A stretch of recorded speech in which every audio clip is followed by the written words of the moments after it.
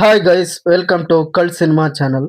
ದರ್ಶನ್ ಅವರ ಕೆರಿಯರಲ್ಲಿ ಅನೌನ್ಸ್ ಆಗಿ ಟೈಟಲ್ ಕೂಡ ರಿಜಿಸ್ಟರ್ ಆಗಿ ಆದರೆ ಇಲ್ಲಿವರೆಗೂ ರಿಲೀಸ್ ಆಗದೆ ಇರೋ ಸಿನಿಮಾಗಳ ಬಗ್ಗೆನೇ ಈ ವಿಡಿಯೋ. ಏನು ಶುರು ಮಾಡೋಣ.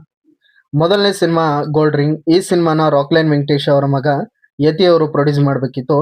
ಈ ಸಿನಿಮಾದಲ್ಲಿ ದರ್ಶನ್ ಅವರು ಫಸ್ಟ್ ಟೈಮ್ ನೇವಿ ಆಫೀಸರ್ ಆಗಿ ಕಾಣಿಸ್ಕೊಳ್ಬೇಕಿತ್ತು. ಈ ಸಿನಿಮಾ ದರ್ಶನ್ ಅವರ ಕೆರಿಯರಲ್ಲಿ ಡಿಫ್ರೆಂಟ್ ಸಿನಿಮಾ ಆಗುತ್ತೆ ಅಂತ ಎಲ್ಲರೂ ಹೇಳ್ತಾ ಇದ್ರು. ಆದರೆ ಸಿನಿಮಾ ಮಾತ್ರ ಇಲ್ಲಿವರೆಗೂ ರಿಲೀಸ್ ಆಗಲೇ ಇಲ್ಲ. ಆ ಸ್ಫೋಟ ಈ ಸಿನಿಮಾನ ಗೇಮ್ ಅಟ್ಟಹಾಸ ಸಿನಿಮಾನ ಡೈರೆಕ್ಟ್ ಮಾಡಿದ್ದ AMR ರಮೇಶ್ ಅವರು ಡೈರೆಕ್ಟ್ ಮಾಡಬೇಕಿತ್ತು. ಈ ಸಿನಿಮಾದಲ್ಲಿ ದರ್ಶನ್ ಅವರು ಪೊಲೀಸ್ ಪಾತ್ರದಲ್ಲಿ ಕಾಣಿಸ್ಕೊಳ್ಬೇಕಿತ್ತು. ಇದು ರಾಜೀವ್ ಗಾಂಧಿ ಅವರ ಮರ್ಡರ್ ಹಿಂದಿರೋ ಮಿಸ್ಟ್ರಿನ ಕುರಿತಾದ ಕಥೆಯಾಗಿತ್ತು.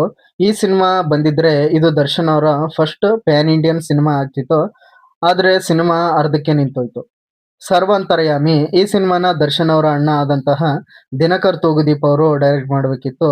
ಈ ಸಿನಿಮಾ ಬಂದಿದ್ರೆ ಸಾರಥಿ ನಂತರ ದರ್ಶನ್ ಮತ್ತೆ ದಿನಕರ್ ಅವರ ಕಾಂಬಿನೇಷನ್ ಮತ್ತೆ ಒಂದೊಳ್ಳೆ ಕಾಂಬಿನೇಷನ್ ಆಗ್ತಿತ್ತು.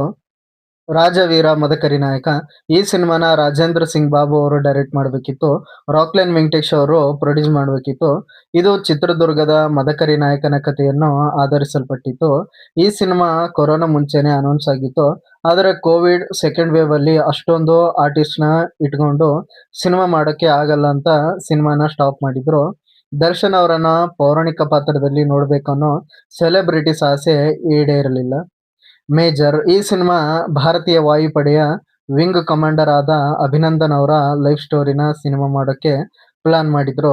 ಈ ಸಿನಿಮಾಗೆ ಮುನಿರತ್ನಂ ಅವರು ದುಡ್ಡು ಹಾಕಕ್ಕೆ ರೆಡಿ ಆಗಿದ್ರು. ಆದರೆ ಸಿನಿಮಾ ಸೆಟ್ ಏರದೆ ನಿಂತೋಯ್ತು.